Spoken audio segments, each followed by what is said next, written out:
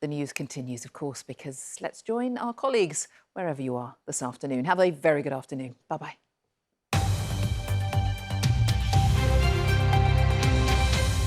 Hello, good afternoon. Labour has emphatically won the Rutherglen and Hamilton West by-election in South Lanarkshire, and what's been seen as a key test of the party's ability to regain seats in Scotland. The Labour candidate, Michael Shanks, secured over 17,000 votes. That's more than double the total for Katie Loudon of the SNP, who came second. The poll was triggered by the removal of the former SNP MP, Margaret Ferrier, after she broke COVID lockdown rules. Our political correspondent Phil Sim reports. Celebrating a big win. Sir Keir Starmer in Scotland this morning, having doubled his party's tally of MPs north of the border. We are the party of change. Now we go on from here. There's much more work to do. This is a first step on a very, very important journey for all of us in Scotland, for all of us across the whole of the United Kingdom. A 20-point swing from the SNP to Labour saw Michael Shanks cruise to a comprehensive victory in Rutherglen and Hamilton West. There are big questions, meanwhile, for the SNP after a bruising defeat. There was a real sense of apathy on the doors, not just necessarily towards the Scottish National Party, but in general. And I think that was reflected in the fact that 6 out of 10 people didn't even vote. But we need to be, as a political party, very conscious of the fact that our voters didn't turn out in the way that we expected them to do so.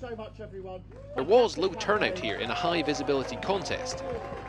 But the scale of this victory means Labour will feel they have huge momentum going into the general election. Well, Phil joins us now live from Rutherglen. And Phil, what are the factors that led to this result?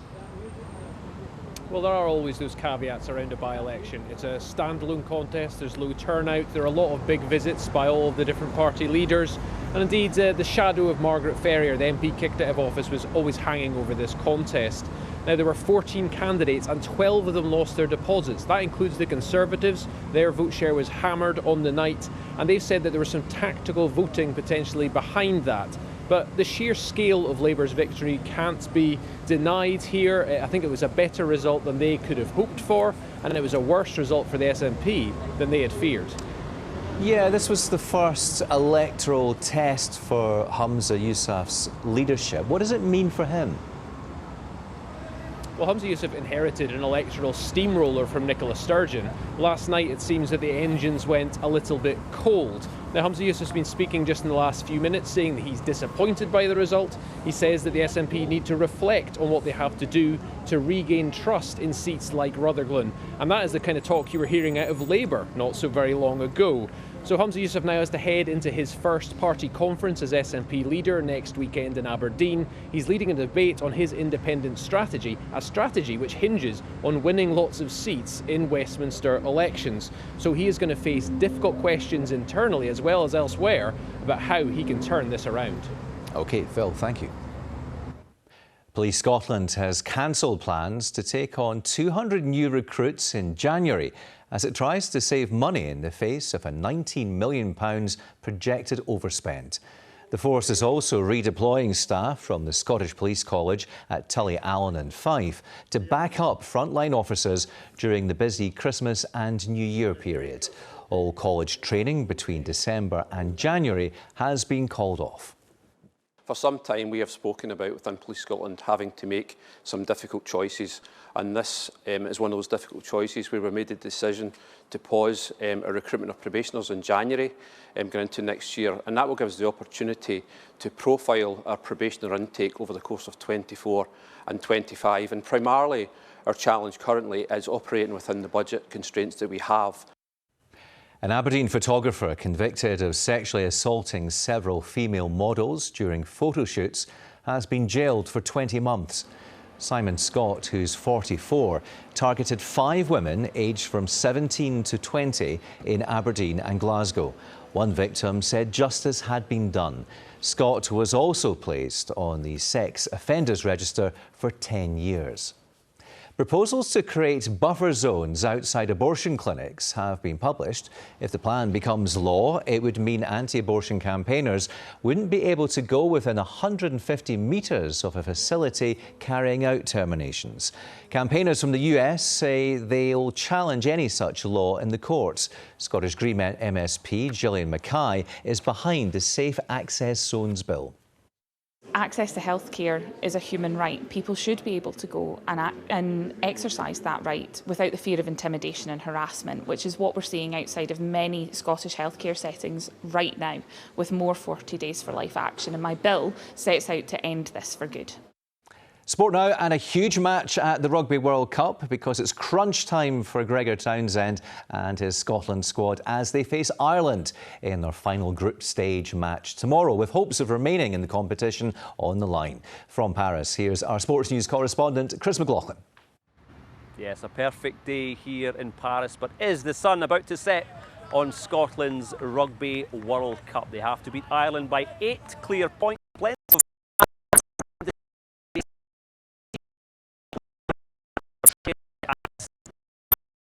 Plenty of the man who will lead them. Yeah, number one team in the world. You don't often get to play the number one team in the world. We don't go on tours as much now to the likes of New Zealand or South Africa. But we're getting to play them this weekend, and then it's a game that means whoever the result doesn't go their way is out the World Cup. So yeah, it's a brilliant game to be involved in, and one of the biggest we've been involved in.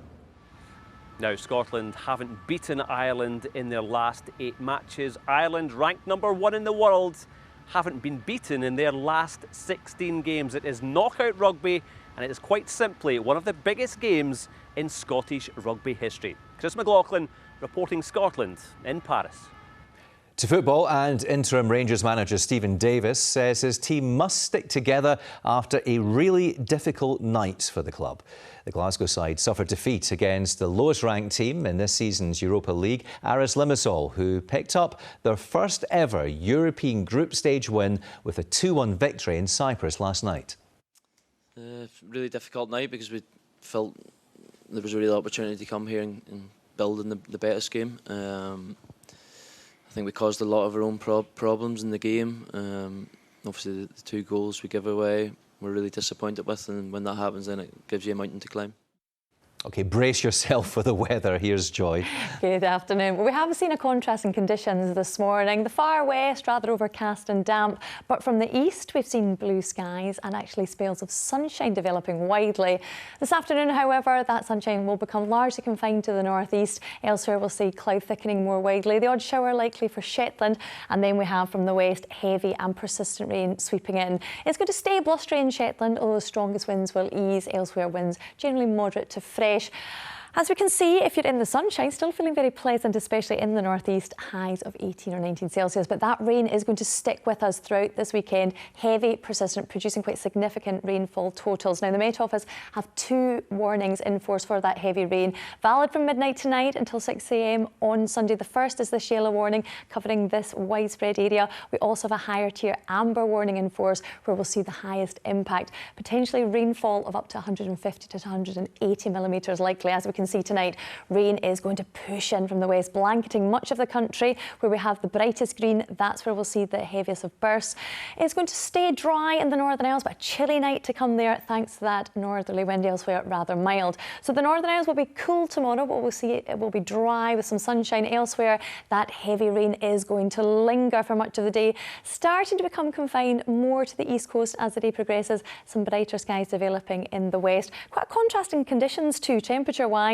Mild in the south at 17 Celsius, but only reaching 8 to 12 Celsius elsewhere. And that rain is going to still be with us on Sunday in the north, slowly working its way northeastwards. Behind it, rather cloudy but dry with some brightness developing, starting to be a touch milder too if you're in the central belt and the south. That's your forecast. It's a weekend indoors then, Joy. Thanks very much indeed for that. And that is Reporting Scotland for now. We're back at 6:30 tonight from all of us. Enjoy the rest of your afternoon. Bye-bye for now.